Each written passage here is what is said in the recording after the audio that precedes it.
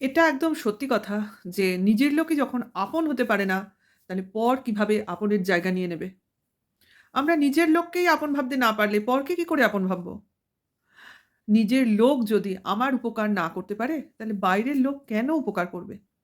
কত রকম প্রশ্ন, কত রকম জিজ্ঞাসা, কত রকম ঘটনা আমাদের চোখে আসে এইসব সম্পর্ক, রিলেশনশিপ নিয়ে এবং আমরা এতে ক্রমাগত বিভ্রান্ত হয়ে পড়ি, দিকভ্রষ্ট হয়ে পড়ি এবং নিজেদের আ কোনোভাবেই সঠিক পথে অনেক সময়ই চালনা করতে পারি না। ভুল পথে চলি এবং নিজের অজান্তেই নিজের ক্ষতি করে ফেলি। এর প্রকৃষ্ট উদাহরণ আমাদের সামনেই রয়েছে। আমাদের ম্যান্ডির মা। একদম প্রকৃষ্ট উদাহরণ। যিনি কিনা ১ম থেকে শেষ অবধি তার জীবনে শুধু ভুলই করে গেছেন। উনার লাইফ হিস্ট্রি, উনার মুখ থেকে যেটা শুনেছি তার উপর বিচার করে আমার মনে হয়েছে অতি কম বয়সে বিয়ে হয়ে যাওয়াটা উনি কোনোদিনই অ্যাকসেপ্ট করে নিতে পারেননি। কোনোদিনই অ্যাকসেপ্ট করে নিতে পারেননি। উনার থেকে বয়সে বড় একজনের সঙ্গে তার বাবা তার বিয়ে দিয়ে দিলেন। এই যে মনে অসন্তোষটা উনি ওই অল্প বয়স থেকে মনের মধ্যে, নিজের মনের মধ্যে প্রতিপালন করে গেছিলেন, সেটাই তার ব্যবহারে সবসময় ফুটে উঠেছে। তার জন্যই উনি কোনোভাবেই তার হাসব্যান্ডের সঙ্গে অ্যাডজাস্ট করে উঠতে পারেননি এবং সেটা হয়তো দেখুন, আমরা বাইরের লোক, আমরা ধারণার বশবর্তী। কাজেই তার অভিব্যক্তি, তার কথাবার্তা, তার উপর ভিত্তি করে আমার এটাই মনে হয়েছে। উনার মনে সবসময় একটা ক্ষোভ, অসন্তোষ ছিল। কারণ যে বয়সে উনার একটা বাঁধন ছাড়া জীবন হতে পারত, হেসে খেলে বেড়াবার মতো বয়স ছিল, হয়তোবা পড়াশোনাটাও করার দরকার ছিল, সেগুলো উনি কোনটাই করতে পারেননি। এবং আ হয়তোবা সমবয়সী হলে বা বয়সের সঙ্গে ম্যাচ হলে যে ভাব ভালোবাসার হতো দুটো মানুষের মধ্যে বিবাহ সূত্রের মাধ্যমে সেটাও হয়ে উঠতে পারেনি। কারণ আমরা জানি বয়সের যদি অনেকটা ডিফারেন্স হয়, তাহলে কি হয়? একটা আ এইজ গ্যাপ এসে যায়। অর্থাৎ বয়সে অনেক বড় যদি হাসব্যান্ড হয়, সে একটু অভিভাবকপনাটা একটু বেশি দেখায় এবং সে ভাবে অল্প বয়সী মেয়ে তার উপর ভালো কন্ট্রোল রাখতে হবে। এই জিনিসগুলো থাকে। হ্যাঁ? কারণ তার অভিজ্ঞতা অনেক বেশি। এ সবে আ কিশোরীই বলা চলে যে বয়সে বিয়ে হয়েছে আমরা শুনেছি। যাই হোক তারপরে মনে অসন্তোষ। অনেকে কি ওই বয়সে মানিয়ে নেয় না? আমরা কিন্তু দেখেছি বহু এরকম আ উদাহরণ আছে আমাদের সামনে যে অনেক কম বয়স বউয়ের, বরের অনেক বয়স মানে সেই বয়সে বিয়ে হওয়ার যোগ্যতা নয়। কাকু জেঠুর মতো বয়স, সেই বয়সে বিয়ে করেছে অনেকে লাভ ম্যারেজ করে এবং তারা হ্যাপিলি ম্যারেজ লাইফ লিড করছে। কিন্তু এর ব্যাপারটা আলাদা। দেখো সবার মানসিকতা তো সমান হবে না। যাই হোক এই ছিল প্লাস হয়তো উনার আরেকটা অসুবিধা ছিল তার হাসব্যান্ড তাকে সন্দেহ করত। সেটাও এইজ গ্যাপের জন্যই হয়েছে। আমার বয়স বেশি মানে হাসব্যান্ডের কথা বলছি। তার ধারণায় বউ যেহেতু কম বয়সী, দেখতে সুন্দর, অল্প বয়সে আরো সুন্দর থাকে নিশ্চয়ই। তখন তার মনে হতো বউয়ের যেহেতু তার প্রতি মন নেই সেটা সে বুঝেছিল। নিশ্চয়ই তার হাসব্যান্ড বুঝতে পেরেছিল যে তার বউ তাকে সেইভাবে অ্যাকসেপ্ট করেনি। সেইখানেই কিন্তু তার মনে সন্দেহটা বশীভূত হয়েছে। যদি সে ১ম থেকে বুঝতো তার বউ তাকে যথেষ্ট পরিমাণ ভালোবাসে এবং তার সঙ্গে হ্যাপিলি রয়েছে তাহলে কিন্তু এই সন্দেহটা তার মনে থাকতো না। যাই হোক কম বয়সে বিয়ের এটাই হলো ব্যাড ইফেক্ট। যেটাই হোক ভাগ্য কেউ বদলাতে পারে না। ভাগ্যে যেটা আছে সেটা হবে। সময়ের সঙ্গে সময় চলে গেছে, তারা সময় কাটিয়েছে, মেয়ে হয়েছে। মেয়েটা কি হয়েছে তার মধ্যিখানে অবহেলা ঠিক না। বাবা বাবার কাজ করেছে, মা মার কাজ করেছে। মাঝখান দিয়ে মেয়েটা বুঝেছে যে বাবা-মার মধ্যে অশান্তি। কাজেই সেই বলে না বাবা-মার মধ্যে অশান্তি হলে মেয়ে সেই অ্যাডভান্টেজটা নিয়ে নেয়। বাবা আমার মেয়েকে বেশি ভালোবাসে, মা শাসন করতে আসে। মেয়েরা তো অল্প বয়সে বুঝেই যায় যে না বাবাকে আঁকড়েই ধরতে হবে। মা আমায় শাসন করে তার মানে মা ভালো না। এটা কিন্তু ছোট থেকেই আমাদের ম্যান্ডির মনে ঢুকে গেছিল। যে বাবা আমায় পছন্দ করে, মা পছন্দ করে না। ওই যে শাসন, শাসন করলেই বুঝে নেয় যে এ আমায় পছন্দ করে না। কিন্তু যে ভালোর জন্য শাসন করে সেইটা এর মনে থাকে না। এর মধ্যে কি হলো ম্যান্ডির মার না বরের কাছ থেকে ভালোবাসা বা সেইভাবে আ নিজে অ্যাকসেপ্টেন্স করতে পারল, না মেয়েকে নিজের পুরো করতে পারল। কারণ মেয়েও একসময় কিন্তু বাবার দিকেই হেলে গেল। হুম? মার কথা সেইভাবে মানল না, শুনল না বা মার সঙ্গে একটা ডিসট্যান্স তৈরি হয়ে গেছিল। এরই ফলশ্রুতি কিন্তু আমাদের ম্যান্ডির মার সংসার ত্যাগ করার কারণ। যখন কিনা দেখল মেয়ের বিয়ে হয়ে যাচ্ছে, মেয়ে নিজের পছন্দমতো জীবনসঙ্গী বেছে নিয়ে নিজে বিয়ে করে চলে গেল, তখন কিন্তু সে আর সংসারে আর মন টেকাতে পারল না। ততদিনে আরেকজন থার্ড পার্টির এন্ট্রি হলো। বলে না মানুষ যদি ছোটবেলা থেকে বা ঠিক বয়স থেকে ভালোবাসা না পায়, আর তার যদি সেরকম বিচার বুদ্ধি না থাকে বা নিজের উপর কন্ট্রোল না থাকে তাহলে কিন্তু সে ভুল পথে পা দেবেই। এটারই ফলশ্রুতি উনার বাড়ি থেকে বেরিয়ে যাওয়া বা সংসার ত্যাগ করা। কিন্তু উনি একটাই ভালো কাজ করেছেন, কোন সময় ডিভোর্সটা করেননি এবং এটাও তার মনে কখনো স্থান আসেনি, যার সঙ্গে বেরিয়ে গেছেন তাকে তো উনি বিয়ে করতে পারেননি। যেহেতু ডিভোর্সটা নেয়া ছিল না। তাহলে এটা কিরকম লাইফ? এটা কিরকম থাকা? এটা কিরকম ভালো থাকা? সম্মানের সঙ্গে তো ভালো থাকা হচ্ছে না। তাহলে জীবনটা কি দাঁড়ালো? বাবা তো একটা সম্মানের জীবনই তাকে দিয়েছিল। কিন্তু মেয়ে নিজে রাখতে পারল না। তিনি মেয়ে হয়ে বাবার সম্মানটা রাখতে পারলেন না। নিজের সম্মান তো হারিয়েই ফেললেন। এখন ওনার অবস্থা না ঘরকা না ঘাটকা। বলতে খুব খারাপ লাগে। কারো সম্বন্ধে এইসব কথা বলতে খুব খারাপ লাগে। আর উনি যেখানে আমরা বুঝতে পারি খুব ভোলাভালা টাইপের। হ্যাঁ, লোককে আঁকড়ে ধরে বাঁচতে চান উনি। কিন্তু নিজের কোনো স্ট্রং পয়েন্ট নেই উনার। আসলে এটা ভালোবাসার কাঙালদেরই ঘটে। যেখানেই ভালোবাসা দেখে দৌড়ায়। কিন্তু এটা করা কখনোই উচিত না।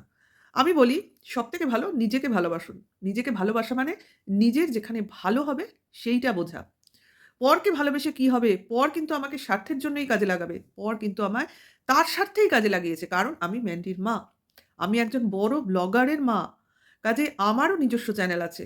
আমার চ্যানেলেও আমি মেয়েকে দেখিয়েছি বা আমাকে দেখাই বা আমার একটা পরিচয় আছে মেয়ের জন্য।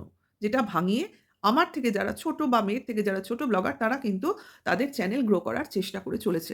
এইটুকু বোঝার মতো বয়স কিন্তু উনার হয়েছিল। তাই না? আ আমরা সাধারণ লোক দূরে থেকে বুঝতে পারি যে কে কেন হেসে কথা বলছে, কে কেন বিনা কারণে তার বাড়িতে জায়গা দিচ্ছে, আ কে কেনই বা আমাকে দিনের পর দিন আমাকে আশ্রয় দেবে বলে আশ্বাস দিচ্ছে। কেন? বিনা কারণে তো নয়। আমার মতো এরকম অনেক লোক চারপাশে ছড়িয়ে আছে। কই তাদের তো বাড়িতে এনে রাখছে না।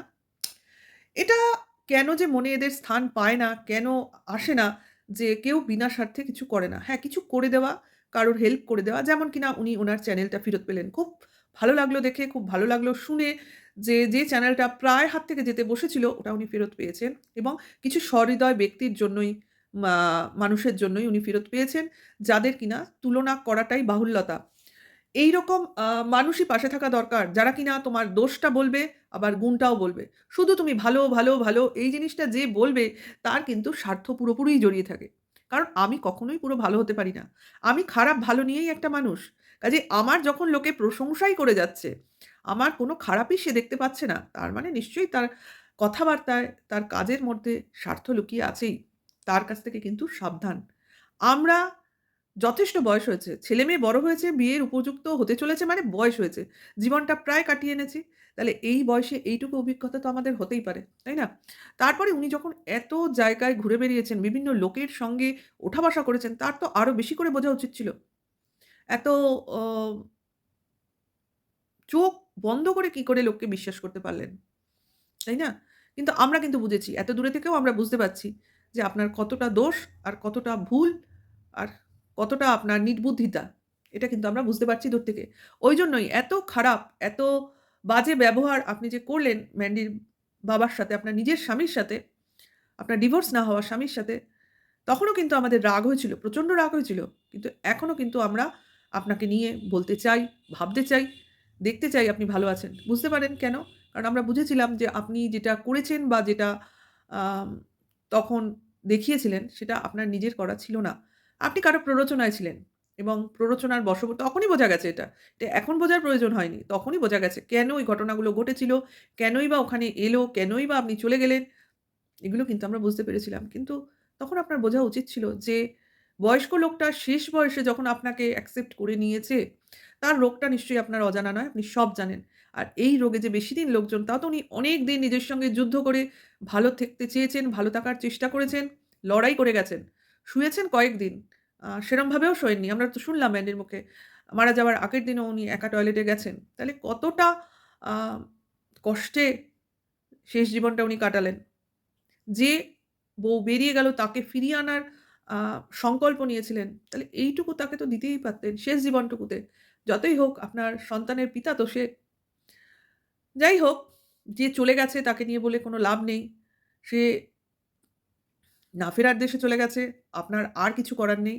কিন্তু এই যে একটা আ দোষের ভাগীদার আপনি হয়ে রইলেন, সেটা কিন্তু আপনি মনে, মনে যে অনুতাপ করে যাচ্ছেন, অনুতপ্ত সেটা আপনার মুখ দেখলেই কিন্তু বোঝা যাচ্ছে।